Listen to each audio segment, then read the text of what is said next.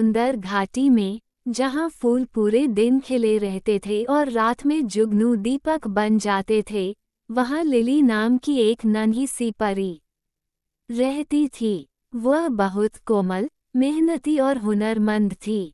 उसका सबसे पसंदीदा शौक था कपड़े सिलना, लेकिन आम कपड़े नहीं, बल्कि जादुई परिधान। लिली के पास एक पुरानी सिलाई मशीन थी जो उसे उसकी नानी ने दी थी।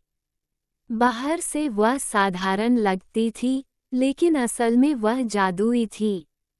जब भी लिली उसे अपनी छोटी सी चमकती जादुई छड़ी से छूती, मशीन खुद चलने लगती और ऐसी सुंदर पोशाकें बनाती जो किसी ने पहले कभी नहीं देखी थीं।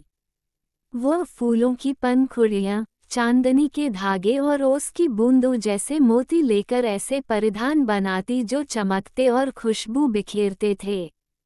एक दिन जंगल की रानी परी की ओर से संदेश आया। अगली रात चांदनी उत्सव था और रानी को उसके लिए एक विशेष पोशाक चाहिए थी।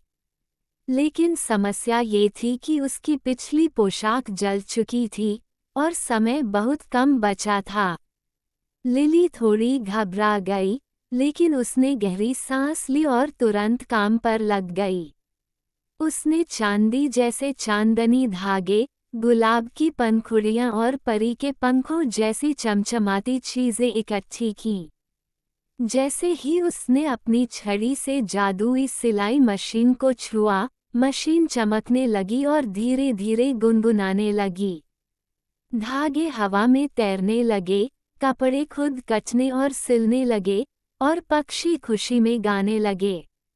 सूरज डूबने से पहले पोशाक तैयार थी, एक ऐसी पोशाक जो हवा में रंग बदलती थी, जिसमें से हल्की खुशबू आती थी और जो तारों की तरह चमकती थी। जब रानी ने उसे पहना, वह दंग रह गई।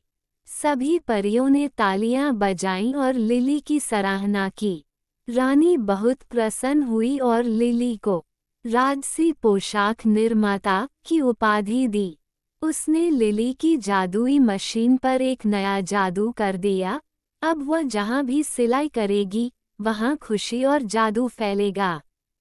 उस दिन से लिली केवल सुंदर पोशाकें ही नहीं बनाती थी, बल्कि हर सिलाई में खुशी, आशा और जादू भी बुनती थी।